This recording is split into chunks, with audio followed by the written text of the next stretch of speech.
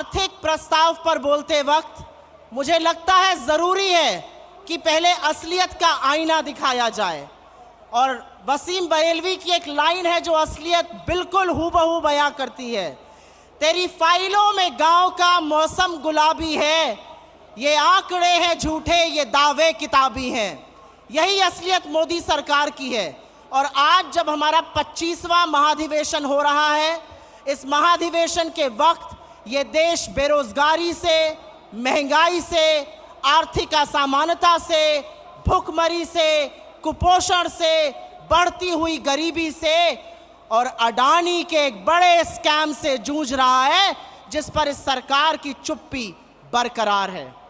और इसीलिए हमारा जो रेजोल्यूशन है, हमारा जो प्रस्ताव है, वो इस सबको छूता है। मोदी सरकार से बेरोजगारी की बात करो तो कहते हैं पकौड़ा तल लो, पर पकौड़ा तलने वाला तेल आपने 90 से 220 कर दिया और आटे पर भी जीएसटी लगा दिया। पकौड़ा तले तो तले कैसे? महंगाई की बात करो तो इस देश की वित्त मंत्री कहती है मैं तो लहसुन प्याज नहीं खाती, बाकी देश खाता है। बाकी देश की महंगाई से आपने लगातार कमर तोड़ी है। और इसीलिए जो हमारा इकोनॉमिक रेजोल्यूशन है, जो आर्थिक प्रस्ताव है, वो भारत जोड़ो यात्रा से जुड़ा हुआ है।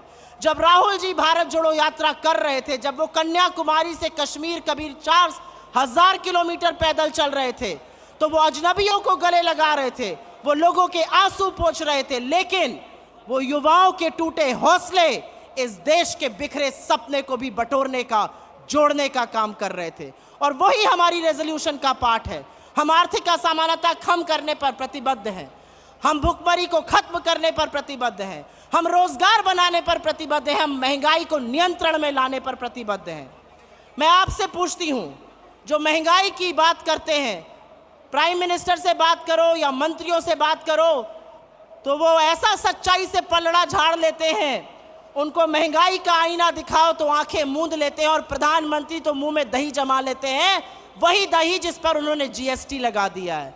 यह देश महंगाई से जूझ रहा है, इस देश की आय कम हुई है, बेरोजगारी ज्यादा, और इसीलिए महंगाई एक बहुत बड़ी भयावह समस्या हमारे सामने बनकर खड़ी है। क्या कुछ किया नहीं जा सकता है महंगाई को लेकर? बहुत कुछ किया जा सकता है। क्या महंगाई खत्म नहीं हो सकती है? क्या पेट्रोल डीजल का दाम नियंत्रण में नहीं आ सकता? आ सकता है। लेकिन यह सरकार मुनाफाखोरी करना चाहती है, ये पैसा बनाना चाहती है, आपकी जेब पर डाका डालना चाहती है, इसलिए महंगाई को खत्म करने का नाम नहीं ले रही। मैं आर्थिक असमानता पर बात करूंगी। 1% देश के पास 40% संसाधन है। 1% देश के पास अगर 40% संसाधन है, तो अडानी जी के महास्कैम के बारे में कौन बात करेगा? एक व्यक्ति जिसको आपने 609 नंबर से दूसरे नंबर पर लाकर विश्व के सबसे अमीर लोगों की सूची में बिठा दिया, आज वो आक्षेपों के घेरे पर हैं। उनके ऊपर गंभीर आरोप है, उनके ऊपर आरोप है स्टॉक मार्केट में हेरा फेरी करने का, उनके ऊपर आरोप है पैसा बनाने का, उनके ऊपर आरोप है बेनामी संपत्ति का। आपने उनको मोनोपोली दी पोर्ट में, एयरपोर्ट में, कृषि में, खाद्य में, सीमेंट में, रिन्यूएबल एनर्जी में। लेकिन जब आज उनके आक्षेप सामने आए हैं, आरोप सामने आए हैं, तो प्रधानमंत्री का गला सूखने लगता है। और जब राहुल जी उनसे लोकसभा में और हमारे अध्यक्ष उनसे राज्यसभा में सवाल पूछते हैं, तो उनके कांपते हाथों से वो पानी पीते हैं। लेकिन एक भी संस्थान उनके खिलाफ एक्ट नहीं करता है। कहां है सेबी, कहां है आरबीआई, कहां है डायरेक्टरेट ऑफ रेवेन्यू इंटेलिजेंस, कहां है ईडी, कहां है इनकम टैक्स, कहां है एसएफआईओ, कहां है एमसीए? एक शब्द नहीं बोला जाता है अडानी के खिलाफ। दुनिया भर के संस्थान, दुनिया भर के मार्केट्स, दुनिया भर के बैंक उनके खिलाफ एक्शन ले रहे हैं, लेकिन हमारे देश में उनके खिलाफ एक्शन नहीं लिया जाएगा। और मैं उत्तर प्रदेश से आती हूं और वहां पर एक लाइन है, जब सैया भय कोतवाल तो डर काहे का, और यही असलियत है। एक व्यक्ति एक्शन लेने को तैयार नहीं है। डाउ जोन्स और एसएनपी एक्शन ले रहा है, स्टैंडर्ड चार्टर्ड एक्शन ले रहा है, क्रेडिट स्विस एक्शन ले रहा है, सिटी बैंक एक्शन ले रहा है, यूके का रेगुलेटर एक्शन ले रहा है, लेकिन हम एक्शन लेने को तैयार नहीं है। और इसका खामियाजा यह देश भुगत रहा है। जब आप एक कारोबारी को लेकर दुनिया भर में घूमते हैं और उनका व्यवसाय बढ़ाने की कोशिश करते हैं, तो आप बेरोजगारी पर, महंगाई पर, बढ़ती गरीबी पर, आर्थिक असमानता पर बोलने का ना हौसला रखते हैं, ना बोलने की नैतिकता रखते हैं। बहुत लंबी बात नहीं करनी है। यहाँ पर मैं ये ज़रूर कहूँगी कि हमारी जो चुनी हुई सरकारें हैं, चाहे वो राजस्थान हो, हिमाचल हो, छत्तीसगढ़ की सरकार हो, लोगों की बात सुनती है और उसी के बल पर हमारा नीति निर्माण होता है। चाहे ओल्ड पेंशन स्कीम हो जो हमारी तीनों सरकार ने करी, या चाहे अर्बन मनरेगा हो, या हेल्थ की व्यवस्था हो, या न्याय स्कीम जो छत्तीसगढ़ ने लॉन्च करी, यही हमारा खाका है, यही हमारा प्रारूप है।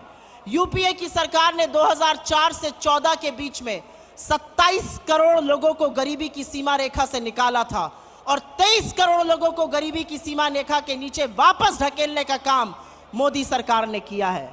तो मैं अंत में सिर्फ इतना कहूंगी कि 1991 में एक बहुत बड़ा परिवर्तन हुआ था, इकोनॉमिक लिबरलाइजेशन हुआ था इस देश में, और आज वक्त आ गया है एक नई सोच का, एक नई आशा का, एक नई उम्मीद का, जो भारत जोड़ों से जग रही है, जो कांग्रेस के इस मंच से जग रही है, जो हमारे नेताओं से जग रही है।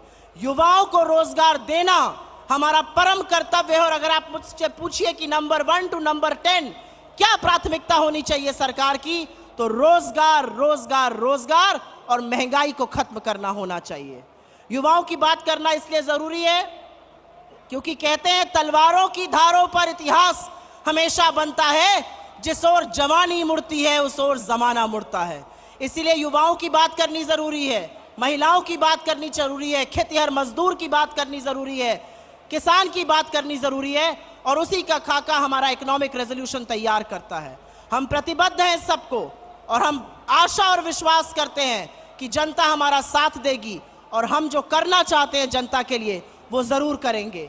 इन सब बातों को ध्यान में रखते हुए मैं आपसे हाथ जोड़ के विनम्रता से निवेदन करती हूं कि कमलनाथ जी की अध्यक्षता में जो आर्थिक प्रस्ताव यहां पे रखा गया उसका हाथ उठाकर अनुमोदन करने का कष्ट करें।